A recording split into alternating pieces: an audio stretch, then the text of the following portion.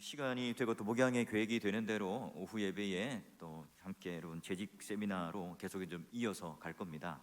여러분 오늘 우리가 읽었던 이 디모데후서 말씀은 사도 바울이 이제 로마 감옥에 갇혀서 이 마지막 이 사형 날짜를 기다리고 있을 때예요. 그때 이제 영적인 아들이었던 디모데를 보고 싶어서 죽기 전에 한번 디모데를 보고 싶어서 이제 편지를 쓰게 되죠. 자, 그리고 이 자신의 일생을 요약해요. 그리고 이제 나중에 내가 이 죽음 앞에 직면해 있는 내가 어떤 마음과 어떤 각오를 가지고 살아가는가, 이제 그걸 지금 알려줘요.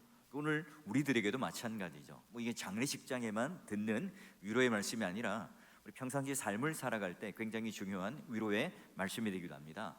먼저 여러분, 이 사도 바울이 고백하는 게 뭡니까? 내 평생을 살아오는데 나는 선한 싸움을 이겼다, 이렇게 표현해요. 고린도후서 10장 4절에 보면, 그래서 그가 싸우는 무기는 육신에 속한 것이 아니라 모든 이 견고한 진을 무너뜨리는 하나님의 능력이라는 힘을 얻고 지금 내가 선한 싸움을 싸워왔다고 그래요. 우리는 이 선한 싸움이 하나님의 능력을 입지 않으면 하기 힘들죠. 그래서 여러분, 하나님의 거룩한 보좌 앞에 우리 구주 예수님을 만나며 또한 그 하나님의 선한 능력을 덧입을 때 우리가 이 선한 싸움에 이길 수가 있어요. 근데 바울은 이 신자를 이 그리스도의 군사로 비유하기도 했죠. 바울은 과거에 그리스도를 대적하는 자였어요. 군사가 아니었습니다. 일꾼이 아니었습니다. 마찬가지로 우리도 과거에 예수 그리스도를 대적하던, 십자가와 가장 멀었던 대적자들이죠. 예수를 믿고 나서 우리도 선한 싸움을 하는 주님의 군사가 되었고 이런 선한 영적인 싸움을 하게 됩니다. 내가 예수 믿었는데 세상에 나갔는데 이 세상의 세속적인 것과 반대되는 그런 모든 삶이 있는데 내게 갈등이 없어요.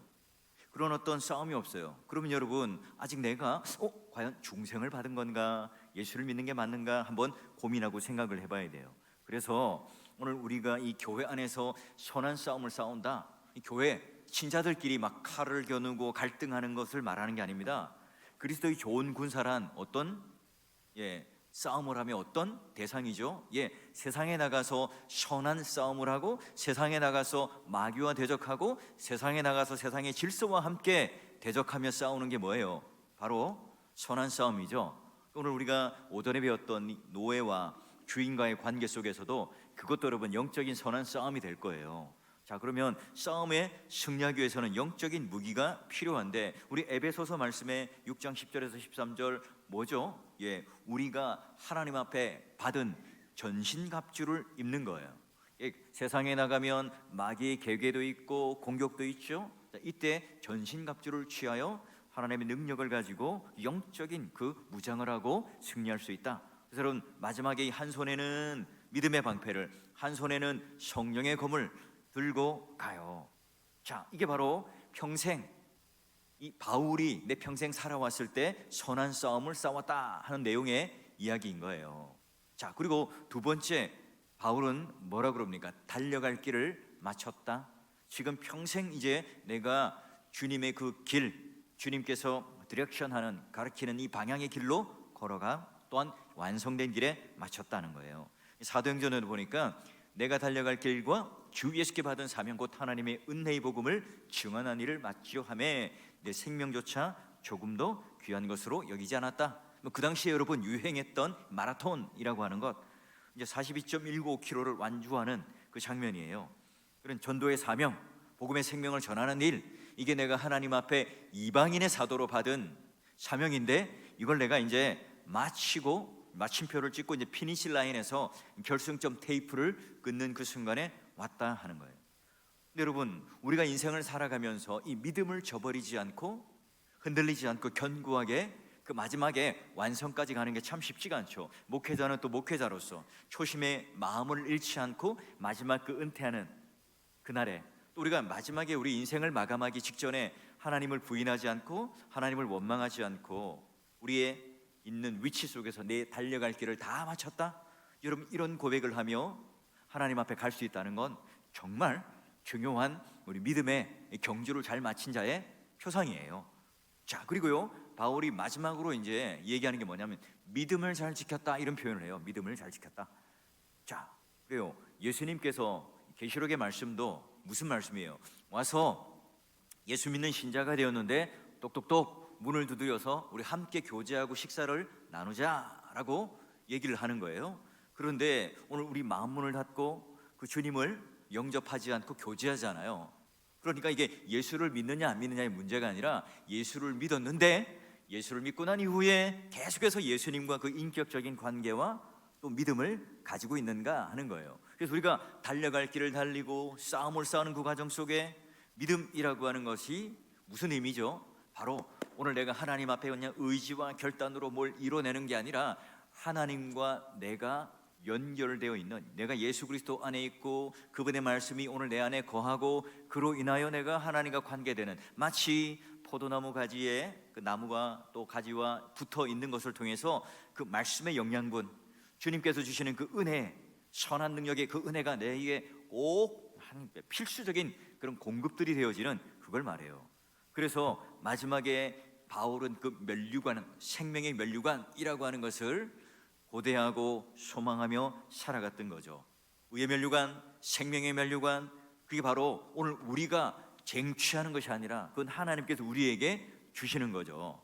바울의 생의 마지막, 하나님께 우리가 고백했던 것처럼 내가 선한 싸움을 싸우고 그리고 하나님 앞에 달려갈 길을 다 마치는, 완주하는, 끝까지 완주하는, 그리고 내가 이 믿음을 지키는 이 믿음, 여러분 이런 긴장감들을 가지고 우리가 끝까지 복음의 나팔을 불고 사명을 감당하는 그런 바울처럼, 이런 우리에게도 우리 주어진 이 시간은 한정되어 있어요. 오늘 하루의 삶을 얼마나 선한 싸움을 싸우며 승리하는가, 우리 달려갈 길을 달려가며 믿음을 지키는가. 여러분 이게 주님께서 오늘 우리들에게 허락하신 중요한 그 믿음의 경주를 하는, 바울이 마지막에 인생의 딱 그 끝을 맺는 그 시점에서 가장 사랑하는 영적인 아들이었던 디모데를 향해서 정리하며 마치 유언처럼 얘기해 주는 것처럼 우리 또한 하나님 앞에 그런 믿음의 고백을 할 수 있는, 그런 우리의 신앙의 하나님 앞에 본을 이 세상 사람들 앞에, 믿는 우리 동료들 앞에 보여줄 수 있는 그런 증인, 증거자가 되어야 되겠죠. 그런 재직이 되어야 될 겁니다. 자, 그러면 이제 지금부터 우리가 이 재직, 이 생활, 또한 우리가 이 재직이라고 하는 것이 교회 안에서뿐만 아니라 이 교회 밖에서의 신자의 삶, 교회 밖에서의 신자의 어떤 우리의 그 표본 또는 평가들이 어떻게 되는가, 이걸 한번 우리가 보기를 원해요. 자, 우리가 읽었던 이 말씀이 바로 디모데후서 4장 7절과 8절 말씀인데, 아마 이제 영상이 아마 연결이 조금 오늘 안 되는 것 같아요. 자, 여러분 그 받은 유인물이 있죠? 같이 그걸 보시면 됩니다. 첫 번째가 뭡니까? 첫 번째가 보니까 이제 믿음의 네 종류가 나와요, 그죠? 믿음의 네 종류가 뭐냐? 여러분 우리가 이제 신앙생활하면서 나눌 수 있는 믿음의 네 종류가, 첫 번째가 이제 아무것도 아닌 믿음이에요. 아닌 믿음, 아무것도 아닌 믿음. 우리가 예수를 믿지 않는 그런 불신자의 믿음을 말해요. 그 다음에 이제 아무거나 믿음이 두 번째예요. 아무거나 믿음. 자, 그래서 하나님 앞에 내가 그냥 뭐 이것도 좋고 저것도 좋아요, 세상도 섬기고 하나님도 섬기는 아무거나 믿음, 교회 안에서 그 바른 진리와 말씀에 대해서 기준을 두지 않고 그냥 아무거나 내가 원하는 대로 내 뜻대로 하는 믿음이죠. 그 다음에 이제 세 번째가 뭐냐? 잘못된 믿음입니다. 여러분 잘 필기하고 계시죠? 잘못된 믿음. 오늘 이렇게 PPT가 아주 잘 준비되었는데 이게 실력 발휘를 못하고 영상이 안 나가게 되나요? 자, 뭐 여러분 이해하시고 또 이 대비를 해놨으니까 같이 보시면 됩니다. 자, 그래서 세 번째가 잘못된 믿음인데요, 어떤 믿음이냐면 바로 우리 다른 교훈을 듣게 되는, 그래서 그 당시에 유대주의, 율법주의 또는 영지주의와 같이 잘못된, 그래서 여러분 딱 부러지는 뭐 신천지 또는 뭐 JMS 이런 것들, 여러분 요즘에 참 조심해야 될 게 뭐예요? 우리 재직들이, 우리 성도들이, 직분자들이 조심해야 될 거, 그 유튜브 방송이라든지 또는 여러분 복음 또 관계된 그 TV들 방송들이 있잖아요. 잘 분별해서 들으셔야 돼요. 제가 이 들을 때 요설들이 많습니다. 그래서 교묘하게 뭔가 이 권위 있는 어느 신학교 교수, 어느 큰 교회 목사님이 말하지만 우리가 신학적인 어떤 노선과 분명한 신학적인 컬러가 맞지 않는 것도 있다는 거예요. 그러니 여러분 그런 것들을 잘 구분하셔야 되고, 그리고 오늘날 이 잘못된 신비주의로 흘러간다든지 아니면 잘못된 이 문자적인 율법주의로 흘러간다든지 이런 것들을 잘 구분하셔야 됩니다. 자, 그리고 네 번째가 이제 중요합니다. 올바른 믿음이죠. 오늘 우리가 보았던 것처럼 올바른 말, 올바른 믿음, 이게 뭐라고 정의했습니까? 두 가지. 예수 그리스도의 말씀, 그리고 경건한 교훈. 그러니까 항상 중요한 게 성경이라는 텍스트가 중요해요. 그리고 성경이라는 텍스트가 중요할 뿐만 아니라 그걸 통해서 순종하여 낳는 경건이라는 열매가 있어야 되겠죠. 그렇죠. 그게 있어야 완성된 그런 하나님 말씀에 대한 청정이고 순종입니다. 그런데 우리가 설교를 잘 들었다, 설교자가 설교를 잘한다, 무슨 말일까요? 우리 청중들을 울렸다, 웃게 했다, 막 들었다 놨다는 그런 말 잘하고 보니까 내 감동이 되고 은혜가 되는 게 설교를 잘한다, 맞습니까? 그건 그런 거 진짜 그냥 기능적으로 잘하는 거죠. 진짜는 뭐예요? 그 말씀을 듣고 이 청중들이, 성도들이 변하는 거예요. 경건의 열매가 맺혀져야 설교를 잘한 거예요. 설교를 잘 들은 겁니다. 그러면 언제나 말씀을 듣고 그 말씀에 대한 경건의 열매가 함께 있어야 돼요.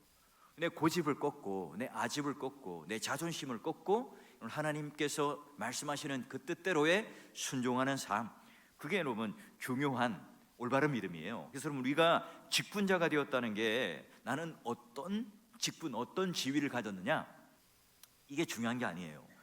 어떤 직분자가 되는가 중요하죠. 내가 그냥 성도이고 초신자이지만 내가 하나님께 올바른 믿음을 가지고 은혜를 누리며 살아가요. 교회 안에서 목사가 되었든 누가 되었든 그런 아무것도 아닌 또 잘못된 믿음을 가지고 열심히 여러분 생활해도요, 아무것도 진짜 아닌 거예요. 그런 여러분, 우리 믿음이라고 하는 것은 우리 가능성의 영역 속에서 인간적으로 가능한, 그건 하나님께 영광 돌리는 게 아니잖아요. 믿음의 사람은요, 내 능력이 끝나는 곳, 절벽에 있는, 한계에 있는, 밑바닥에 있는 그 시점부터 내가 힘을 빼고 내가 내 것을 내려놓을 때부터 하나님 능력이 시작되잖아요. 그래서 여러분 아시는가 모르겠어요. 그래서 라이프가드 이렇게 자격증을 따거나 또 해병대 UDT 이런 가 보면 이게 물에 넣을 때요, 팔딱팔딱 살아 있으면요, 쥐가 내리고 막 꼬르륵 깔아앉아요. 그래서 육상에서 막 죽으라고 그냥 얼차례 돌려서 힘이 쫙 다 빠져가지고 내가 이제 막 팔도 안 돌아가고 다리에 힘도 없을 때 이제 물에 집어넣는 거예요. 그래야 내가 힘을 빼고 수영을 하고 떠 있을 수 있거든요. 우리도 마찬가지예요. 우리 신앙생활도 하나님 그 은혜의 바다에 들어가기 전에 내 자아가 깨어지고 그 올바른 믿음 가운데 그런 하나님 앞에 나아갈 때 올바른 믿음의 첫 단추를 풀죠. 그러면 우리가 이제 믿음으로 하는 이 신앙의 생활의 자리는 어디인가? 두 번째가 직분자로서 믿음 생활을 잘하는 자리가 어디입니까? 교회에서는요, 여러분 체면 때문에, 교회에서는 사람들 눈 때문에 어떻게 해요?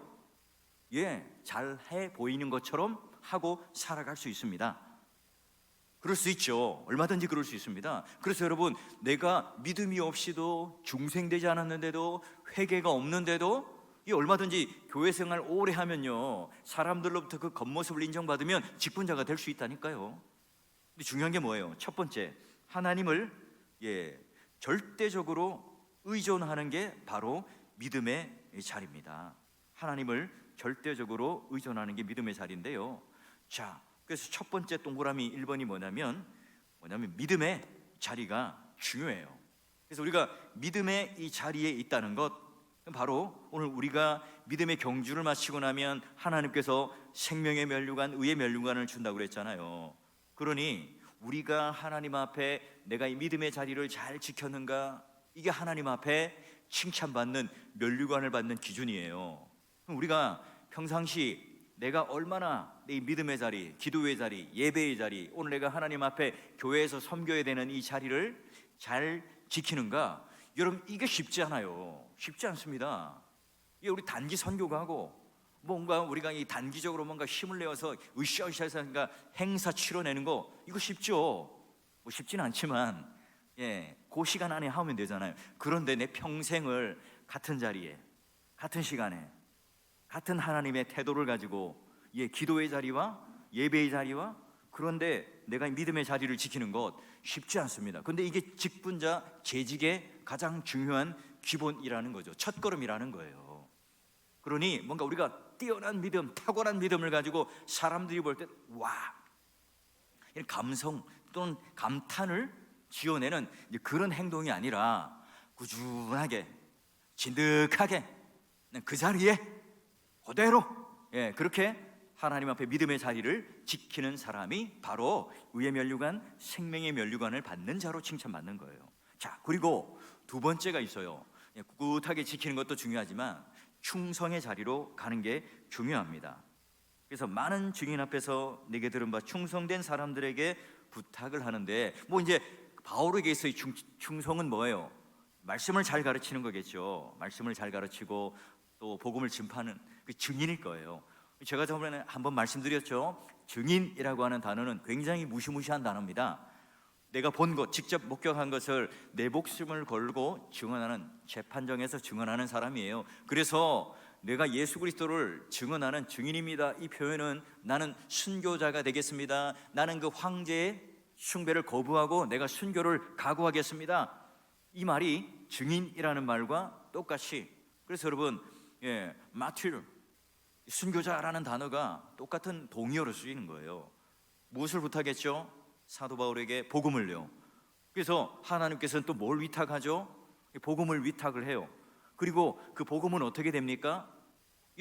바로 예수 그리스도가 1세되고 그 이후에 사도, 그리고 바울, 그리고 디모데, 그리고 이 충성된 사람들, 말하자면 이제 이방인이나 헬라 쪽에 이 복음을 듣고 교회가 세워지고 그 바울의 서신을 읽고 듣고 또한 디모데로부터 목양을 받았던 사람들이고, 그 뒤에 이제 다른 사람들, 그 세대가 이어지죠. 그래서 지금 쭉쭉쭉 이어져서 2000년이 넘게 이어져 왔고, 그리고 유럽 쪽에서, 그리고 아시아와 유럽과 그 다음에 다시 대륙을 넘어와서 미국, 그리고 오늘날 이 아시아 한국 땅에도 와서 지금 우리는 복음을 듣고 있습니다. 그게 뭘로부터 출발되었다고요?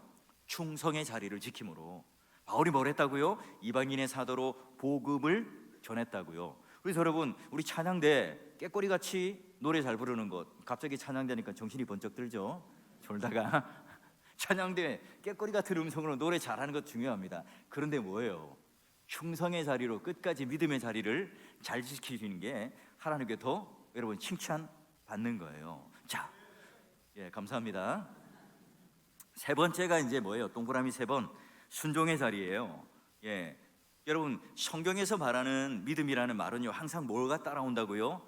경건, 순종, 이게 따라와요. 묶음처럼 있습니다. 그래서 믿음이 있다, 이 말은요, 하나님께 잘 순종한다, 청종한다는 말과 똑같은 거예요.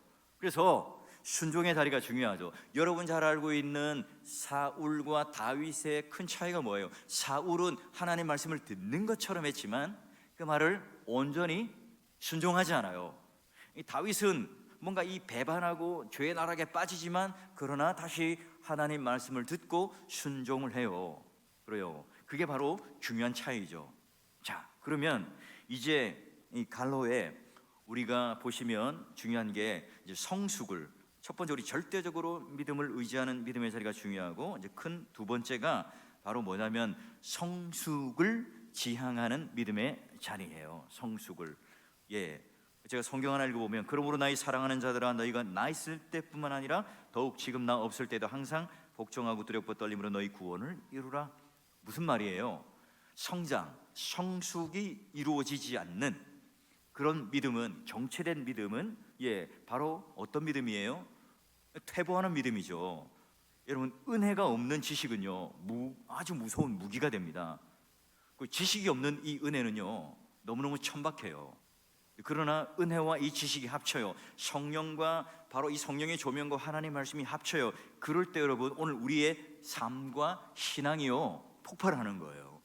그게 바로 오늘 하나님께 주시는 굉장히 중요한 우리 믿음의 원리인 거예요. 그러니 우리가 항상 이 목표가 어제보다 오늘, 오늘보다 내일 내가 성숙하는 이 믿음의 자리에 나가는 것이 우리의 목표가 되고 우리의 기준이 되어야 합니다. 언제나 그렇습니다. 언제나. 자, 그러면 우리가 이 재직으로서 좀 멀리해야 될 5가지 유형이 있어요. 첫 번째 보니까 뭐예요? 논쟁적인 재직. 두 번째 한번 읽어봅시다. 시작. 이기적인 재직. 세 번째 시작. 네 번째 시작. 다섯 번째가 뒤에서 말하는 죄직. 이게 다 부정적인 거죠. 이런 것들이 있으면 우리가 성숙하지 못한다는 거예요. 언제나 오늘 왜 논쟁이 있다고 그랬어요? 우리 그 말씀을 들었을 때 하나님 말씀을 내가 듣지 못하니까 교만해요. 교만하니까 이 걸림돌 때문에 무지하죠. 말씀 못 들으니까. 그러면 이제 뭐예요? 변론하고 싸우는 논쟁적인 싸움꾼이 된다는 거죠. 그러다 보니 나만 아는 이기적인 재직이 되죠. 그리고 언제나 내 마음속에 비교 대상이 있어서 질투를 하게 되고, 또 내가 정직하지 못하다는 것은 막 거짓말하고 다닌다는 게 아니라 하나님과 나 사이, 또 사람과 사람과, 또 나와 나 자신과의 사이에 정직하지 못해요. 그리고 이런 분들의 특징 오늘도 보니까 비방하다라고 얘기를 하잖아요. 뒤에서 자꾸 이제 그 부정적인 말을 하는. 왜냐하면 내가 말씀의 은혜를 받아야 모든 게 긍정적으로 보이거든요. 말씀에 내가 은혜를 받아야 뭔가 콧노래도 나오고 감사도 나오고 찬송도 나오고 간증이 나오는데, 내가 그 하나님 말씀의 은혜를 받지 못하면 이 모든 게 다 부정적으로 보여요. 모든 게 다 안 되는 것처럼 보이는 거죠. 그러니 우리가 이런 5가지의 유형의 부정적인 재직이 되지 않기 위해서는 바로 성숙의 자리로 내가 나아가는 것에 기준을 둬야 돼요. 자, 그러면 이제 가로 3번째 뭐냐? 선한 싸움을 수행하는 믿음의 자리에 항상 계셔야 합니다. 자, 제가 오늘 서두에 말씀드렸죠. 이 선한 싸움은 어디서 싸운다고요? 교회 안에서 치고받고 싸우는 게 아닙니다. 오늘 교회 안에 있는 성도가 싸움의 대상이 아니라고요. 교회 안에 있는 김권사, 박권사가 싸움의 대상이 아니에요. 비교의 대상이 아니라고요. 여기서 말하는 믿음의 선한 싸움은 어디입니까? 세상에 나가서 이 세속주의, 물질주의, 오늘 이 교회와 이 기독교에 대하여 그 하나님의 이름과 말씀이 비방이 되고 깎이는 그 일에 대해서 우리가 가슴 아파하고 분노하며 그것에 대하여 달리 싸울 수 있는, 그래서 마치 다윗이 골리앗과 싸우는데 왜 화가 났어요? 사울이, 이 부하들이, 이스라엘 백성들이 두려워 떨고 있고 하니까 이 자존심 상해요? 그거 성경이 그렇게 말하지 않아요. 하나님의 이름을 모욕하니까 다윗이 어떻게 해요? 폭발한 거죠. 의분이 폭발한 겁니다. 그렇죠. 우리 믿음의 선한 싸움은 바로 그런 거예요. 자, 우리는 무엇을 보고 있죠? 주님의 영광입니까? 하나님의 안목입니까? 주님의 위한 일을 우리는 찾고 있습니까? 또 우리는 무엇을 듣고 있죠? 진리의 말씀을 듣고 있습니까? 아니면 의미 없는 소문에 귀를 기울이고 있습니까? 아니면 주님께서 하신 일들에 대하여 우리는 관심을 가지고 또 우리는 마음의 기쁨을 가지고 있습니까? 우리 무엇을 말하고 있죠? 주님께 대하여 감사하고 간증하고 고백하는 그 말을 하고 있습니까? 아니면 오늘 교회 안에 부정적인 얘기와 내가 들었던 그런 부정적인 얘기를 하고 있습니까? 우리 무엇을 향해 가고 있죠? 세상을 구원하러 가며, 오늘 이 바울이 충성이라고 하는 그 단어에 함께 복음을 위탁받고 나가며 싸웠던 것처럼 우리는 세상에 나가서 그런 구원하는 일에 동참하고 있고 복음을 전하는 일에 함께 동참하고 있습니까? 우리는 한번 질문을 해봐야 됩니다. 그래서 3번째, 그러면 이제 우리가 신자가 교회 안에만 갇혀 있는 게 아니라고 그랬죠. 이 재직이라고 하는 것은 교회 밖에서 우리의 신앙생활이 어떻게 평가받는가, 하나님 중심의 그러면 예배의 생활은 과연 뭐냐 하는 거예요. 예배의 참뜻은 뭐냐? 그래요. 오늘 우리가 로마서 12장 1절 말씀 잘 알죠. 우리 같이 한번 우리 말씀 한번 읽어보도록 하겠습니다. 시작. 그러므로 형제들아, 내가 하나님의 모든 자비하심으로 너희를 권하노니 너희 몸을 하나님이 기뻐하시는 거룩한 산 제물로 드리라. 이는 너희가 드릴 영적 예배니라. 아멘. 여러분, 예배란 뭐예요? 신자가 하나님께 드려지는 그런 찬양, 신앙 고백, 예물을 통하여 하나님께 존귀함을 올려드리죠. 우리의 떨림들, 우리의 봉사하는, 여러분 이게 바로 외적인 행위와 함께 신앙의 고백이 바로 예배잖아요. 그러면 오늘 여기 보니까 굉장히 중요한 우리의 위치가 있어요. 먼저 오늘 우리가 배웠던 것처럼 오전에 종이라고 하는 위치죠. 예, 종. 그래서 이스라엘 백성들이 하나님 앞에 나아갈 때 스스로 우리는 뭐예요? 종이라고 하는 개념을 가지고 나아가요. 그래서 종은 언제나 주인의 발에 입맞춤을 통하여 경의를 표하고 또한 우리의 신분의 위치를 나타내는 것처럼 바로 종이라는 위치가 중요하죠. 그리고 예배라고 하는 이 말의 의미 가운데 프로스쿠네오, 엎드리다 하는 이 의미가 굴복하다, 복종하다는 이 의미가 있습니다. 이 말의 의미는 뭐냐면 내가 바로 이 하나님 앞에 하나님을 올려드리고 제가 그 하나님 앞에 무릎 꿇고 하나님을 섬겨드리며 올려드리겠습니다는 의미예요.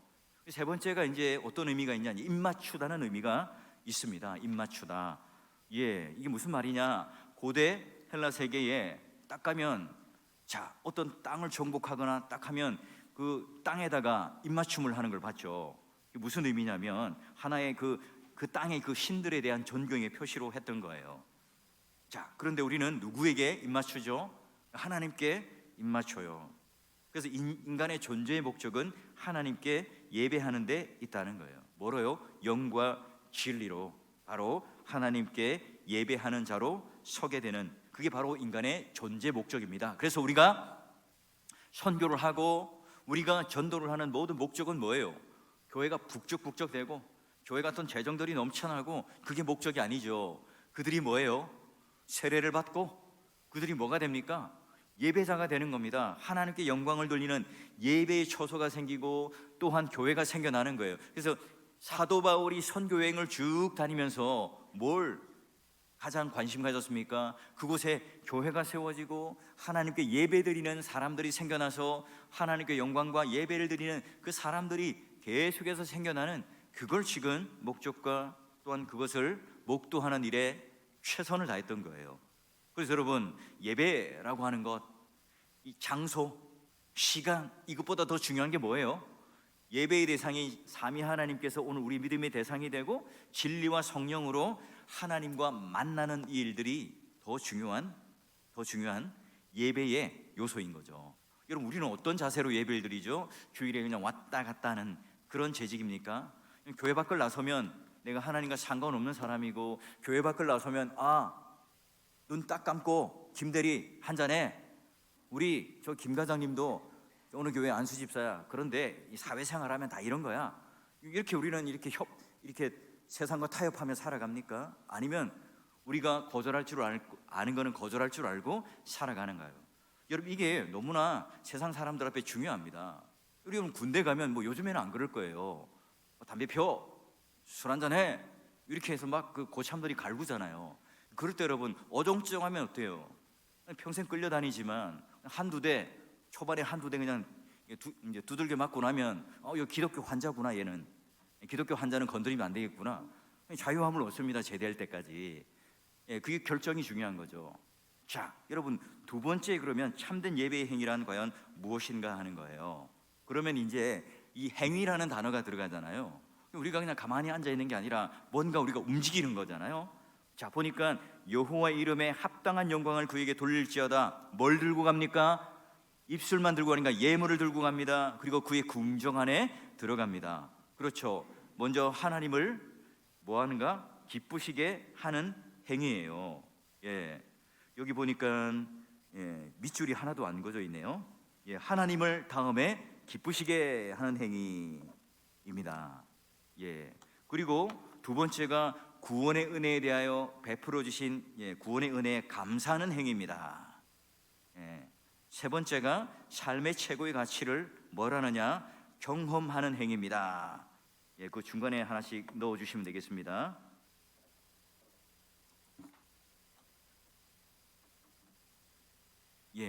보니까 예배라고 하는 것의 가장 중요한 첫 번째 걸음이 누가 기뻐합니까? 하나님을 기쁘시게 하는 행위예요.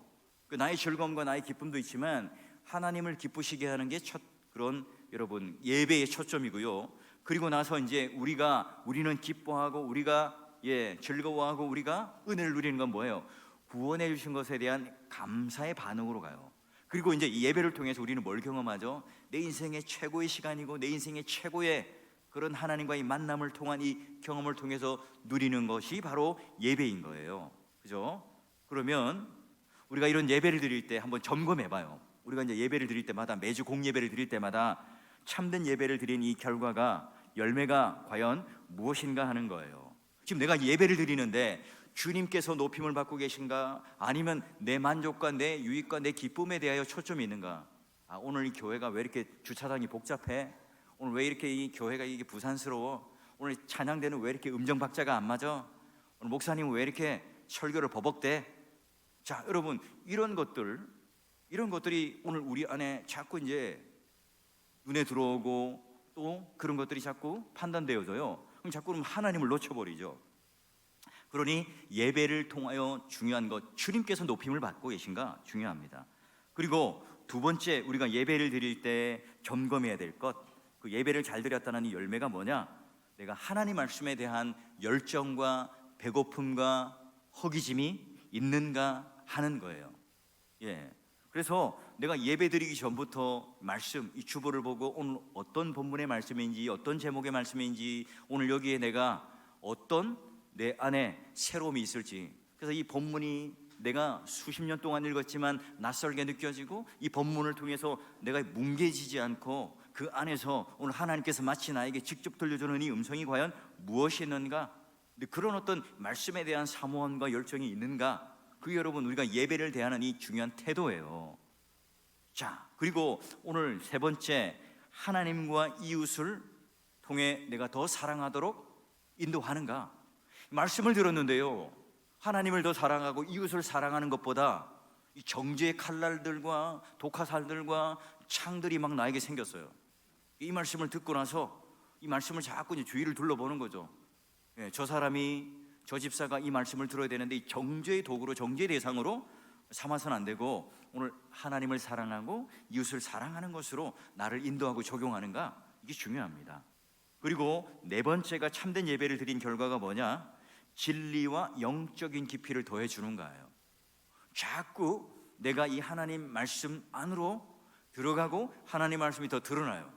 그래서 내가 설교를 듣고 있을 때 어떤 생각이 들어야 하냐면, 자꾸 나와 함께 이 말씀을 통해 씨름하고 있는, 그리고 그 말씀을 통해서 이 말씀이 드러나고 내가 이 말씀의 세계 속에 들어갔다가 또 나오는 그런 경험들이 함께 있어야 됩니다. 여러분, 성경은 이 텍스트로 되어 있지, 글자로 되어 있기 때문에 말을 하잖아요. 그런데 여러분 어때요? 마치 내가 이 말씀을 듣고 읽을 때 이제 이 천둥과 같이, 우레와 같이 현실 속에 직접 나에게 하시는 말씀으로 여러분 들린다면, 그렇게 여러분 들려지게 된다면 우리는 이 진리와 영적인 깊이를 더해가는 그 예배를 드리고 있는 거예요. 그래서 예전에 내가 드렸던 이 예배, 오랫동안 내가 드리는 이 예배를 통해서 또 새롭고 또 신선하고 또 하나님 주신 은혜가 다른 거죠. 그다음 마지막 다섯 번째가 어떤 내가 실제적인 삶의 변화가 일어나고 있느냐예요. 교회 울타리 밖에서 내가 하나님의 말씀을 듣고 믿는 자로서 어떻게, 예전에는 내가 분을 참지 못했어요. 예전에는 내가 말을 거칠게 했습니다. 예전에는 내가 양보하는 것 자체를 내가 싫어했어요. 그런데 희생을 하죠. 교회 갔는데 누군가 이제 김 과장님이 자 이거 좀 복사 좀 해줄 사람이 있으세요? 옛날에는요 눈빛을 안 마주쳤죠. 근데 제가 해드리겠습니다. 제가 하겠습니다. 우리 최대리가 바뀌었네. 어제 주일날 교회 가서 이렇게 은혜를 받았나 봐. 이렇게 나올 수 있겠죠. 그런 삶에 대한 실제적인 변화가 오늘 우리 가운데 있는지 점검해 보는 거예요. 이게 바로 참된 예배를 잘 드렸는가 열매죠. 예배를 드리는 순간부터 삶의 열매 속에 교회 밖의 울타리의 신앙생활들을 함께 보게 되는 거예요. 자, 그리고 이제 우리 재직으로서 우리가 교회 밖의 신자로서 신앙생활을 잘하고 있는가, 네 번째가 이제 온전한 헌금과 11조 생활입니다. 와, 목사님이 이제 드디어 이런 말씀을 하시는구나. 근데 목사는 헌금 얘기를 해야 됩니다. 목사는 성경에 있는 이야기를 해야 돼요. 저 보니까 각각 그의 마음에 정한 대로 할 것이고 인색함이나 억지로 하지 말지나 하나님은 즐겨내는 자를 사랑하신다. 즐겨내는 자를 사랑하신다 그러죠. 여러분, 우리가 신앙에 대한 표현들이 바로 이 물질과, 말하자면 바알과 맘몬과 우리는 어떻게 싸워서 이길 것인가, 그 표현이 바로 헌금이라는 거예요. 자, 그래서 첫 번째 헌금은 우리 신앙의 표현이다, 신앙 고백이다 하는 거예요. 헌금은 우리 신앙의 표현이다, 신앙 고백이다 하는 표현입니다. 그래서 여러분, 헌금을 한다는 것, 예물을 드린다는 것은 내가 그저 돈을 내고 또 내가 어떤 멤버십을 갖추는 것이 아니라 하나님께 내 신앙을 표현하고 고백하는 거예요. 하나님, 제가요 이 세상과 물질과 타협하지 않고 기쁜 마음으로 제가 하나님께 올려드립니다. 하나님 마음의 고백이 뭐라고요? 바로 헌금이에요. 여러분, 그래서 이 아브라함이 조카 롯을 구하고 멜기세덱이 나타나서 그 드릴 때 뭐예요? 그 전리품의 11일을 드린 게 아니에요. 지금 그 전리품과 함께 모든 것이 다 합하여진 자기의 전 재산에 기쁜 마음으로 11조를 드리게 되고, 야곱도 그런 소원을 하게 되는 거죠. 자, 그러기에 두 번째 헌금이라고 하는 것은 뭐냐? 예배의 일부라는 거예요. 예배의 일부다. 예배의 일부다. 헌금을 드렸다는 것은요, 바로 오늘 내가 이 예배 속에서 하나님 앞에 그 행위로서의 한 부분을 이야기합니다. 그래서 헌금은, 찬송은, 말씀은 예배에 있어서 규정적 원리입니다. 성경에서 반드시 하나님께서 하라고 명령하신 요구예요. 요구란 말이에요. 그래서 우리 재직이라고 하는 우리 그 교회 안에서 이런 직분을 가진 분들은 이 헌금 생활에 대하여 본이 되고 모범이 되셔야 합니다. 그렇죠?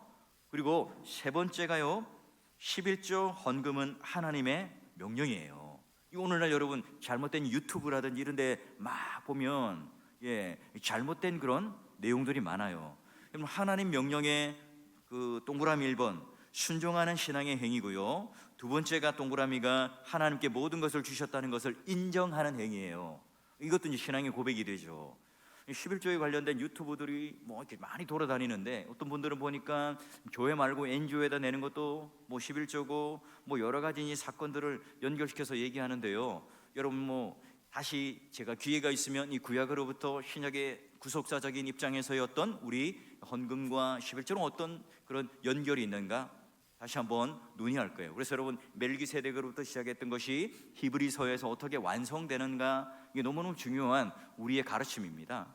그러기에 헌금 11조라고 하는 것은 예전에 여러분 구약의 성경을 보면 11조가 아니라 10의 3조 4조를 사실은 이제 드렸던 거예요. 그 계산을 해보면.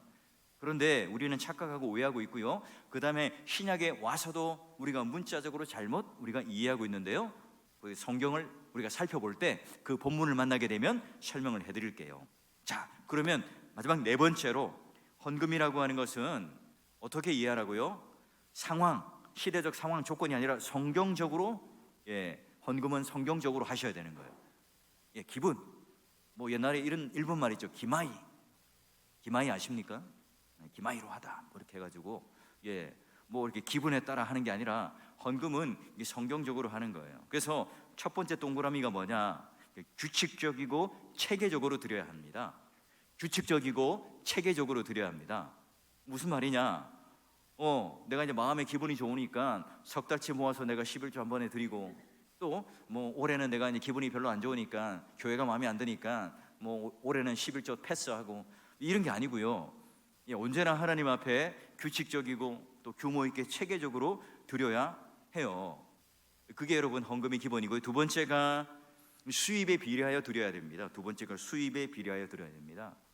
여러분, 이 말의 의미는요, 뭐 기계적으로 11조를 꼭 해야 된다 이렇게 지금 말씀드리는 게 아니라, 청년들이 저한테 와서 물어볼 수 있겠죠. 목사님, 제가요 이제 하나님 앞에 취직을 했고 이제 직장을 얻었는데요, 어떻게 하면 좋죠? 저는 이제 제가 청년부 사역할 때는 첫 직장에 첫 월급 타면 그걸 하나님께 다 드려라, 내 전생의 11조라고 생각하고 드려라. 그럴 때 사실은 여러분 초봉이 얼마 안 되니까 잘 따라 해요, 청년들이. 그리고 나서 이제 11조를 쭉 하는데, 이 뒤에 보니까 아니 목사님, 세전으로 해야 됩니까? 세후로 해야 됩니까? 이렇게 물어요. 그 뒤에 이제 또 성과급이 나오고, 연봉을 하면 또 이제 더 인센티브가 있고, 또 여러분 13개월 되면 또 세금이 또 환급되기도 하죠. 이럴 때 그러면 어떻게 해야 됩니까? 저 어떻게 답하겠어요? 은혜 되는 대로, 감동되는 대로. 성경에는 즐겨내는 자, 기뻐하며 내는 자를 하나님께서는 인정하시고 좋아하신다. 오늘 우리가 교회 뭐 개인마다 사정이 다 있을 거예요. 그래서 예전에 뭐 네덜란드나 화란 쪽의 개혁 교회는요, 장로님들이 이 성도들을 연말에 연초에 신방을 하면 물어봐요. 그런 그 개인적인 사정이나 어려움들을. 어떤 분들은 저는요 여유가 있어요. 뭐 아들도 다 이게 장가 시집 가고요, 여유가 있어서 또 내가 이 물질에 대한 그런 뭐 어려움이 없으니까 저는 10의 2조나 3조를 내겠습니다, 이렇게 이제 소약하는 분도 계시고, 어떤 분들은 제가요 지금 너무너무 이제 경제적으로 힘들어요. 그러기에 제가 이렇게 돈을 벌고 있지만, 그러나 여기에 대해서 이만큼만 제가 하도록 하겠습니다 하고 이제 또 협의를 하고, 또 신방을 받으면서 기도 제목을 부탁하고 하기도 하죠. 그래서 여러분, 어쨌든 간에 자원하여 드리는 그 기쁨이 우리 가운데 있느냐는 거예요. 어떤 분들은요 여유가 되지만 그 마음이 준비가 되지 않으면 못해요. 여러분, 혹시 여러분 퇴직금 11조로 드려본 적 있습니까? 여러분 땅 파시고 또는 건물을 파시고 11조 드려본 적 있으세요? 예전에 제가 신림동에 있을 때 그 신림동 사거리에 4층짜리 건물을 가지고 계신 집사님이 계셨거든요. 우리 이제 그 담임 목사님이 예전에 노심초사 그 건물이 빨리 팔리도록 엄청나게 빡시게 기도했어요. 그래서 11조를 내면 빚을 갚을 수 있으니까 몇백억 하잖아요 건물이. 그런데 이 건물이 팔렸어요. 와, 그거 어떻게 해요? 11조를 안 내므로 말미암아 그 기대와는 달리 이 빚을 못 갚았어요. 그러니까 담임 목사님의 개인의 마음인 거죠. 그분의 자원하는 마음일 거예요. 그걸 해야 된다 안 해야 된다 지금 제가 율법적으로 경계를 짓고 이야기를 하는 게 아니에요. 근데 여러분 우리가 이제 재직으로서 여러분이 함께 그 인생을 살아가면서 이런 헌금을 드리고 또 하나님께 이런 내가 도움을 주고 이웃들에게 나눠주는 일들, 이걸 해본 사람은요 그 기쁨이 얼마나 큰지 알아요. 그 돈의 액수나 돈의 문제가 아니라고요. 자, 그래서 여러분 이 천국 가운데 살아가는 신자로서의 삶을 살아갈 때 중요한 것, 그래서 신자가 교회 밖에서의 생활뿐만 아니라 이런 부분들에 대해서 내가 하나님 앞에 제대로 헌신할 때 하나님께서 기뻐하시는 재직이 될 수 있다 하는 거예요. 이 뒤에 나머지 재직이 경계해야 될 언행불일치나 또는 10인 10색 이런 10가지의 색깔의 예배 시간 이런 이야기들이 있는데요. 여러분 우리가 어떤 그런 사람인지 한번 보세요. 설교 시간에 멀거니 강단만을 응시하는 멀대파가 있고, 주보에 밑줄 긋고 교정까지 하는 꼼꼼파가 있고, 졸면서 끄덕끄덕하는 콧말을 찍는 아멘파가 있고, 수시로 시계를 들여다보는 안절부절파가 있고, 거기 여러분 거기 없어요. 원고에 없습니다. 아무리 찾아봐도 없을 겁니다. 저만 가지고 있어요. 그래서 옆 사람과 글로 대화하는 청각장애파, 예배 후에 회의를 막 염려 걱정하는 회의 염려파, 설교 시간에 혼자 성경을 읽고 있는 나홀로파, 찬송 부를 때 뻐끔뻐끔하는 붕어파, 립싱크하는 파, 기도 시간을 노려서 묵상에 잠기고 잠시 주무시는 그런 기회주의파, 누가 왔다 갔나 뒤에서 출석 체크를 하면서 인원 체크하는 분들, 이런 재직들이 되어서는 안 되겠죠. 자, 우리 모두가 오늘 우리가 배웠던 이 재직의 세미나 두 번째 시간에 교회 안이나 교회 밖에서도 신자로서의 삶, 그리고 교회 안에서도 내가 하나님 앞에 바알과 만몬이라는 이 물질에 관하여 어떻게 우리는 기준을 정하며 그 기준에 따라 하나님 앞에 물질과 헌금 생활을 할 것인가, 잘 여러분 하나님 앞에 믿음을 조정하셔서 우리 교회가 특히 재직들이 또 중직자들이 직분자들이 이런 일에 좀 본이 되었으면 좋겠어요. 우리 교회가 뭐 가난하거나 힘들거나 이 문제 때문이 아니라 이런 하나님 앞에 보여준 신앙적인 면에 본이 되는 그런 재직들이 되시고 또 직분자가 되셔서 하나님 앞에 칭찬받음으로 말미암아 내가 의의 길을 달리고 믿음의 길을 마치고 이제 하나님께서 의의 면류관, 생명의 면류관, 그 놀라운 하나님의 상급이 여러분 모든 이 머릿속에 다 이렇게 씌워져서 천국에서 야 우리 사월교회 성도들 한번 찾아봐.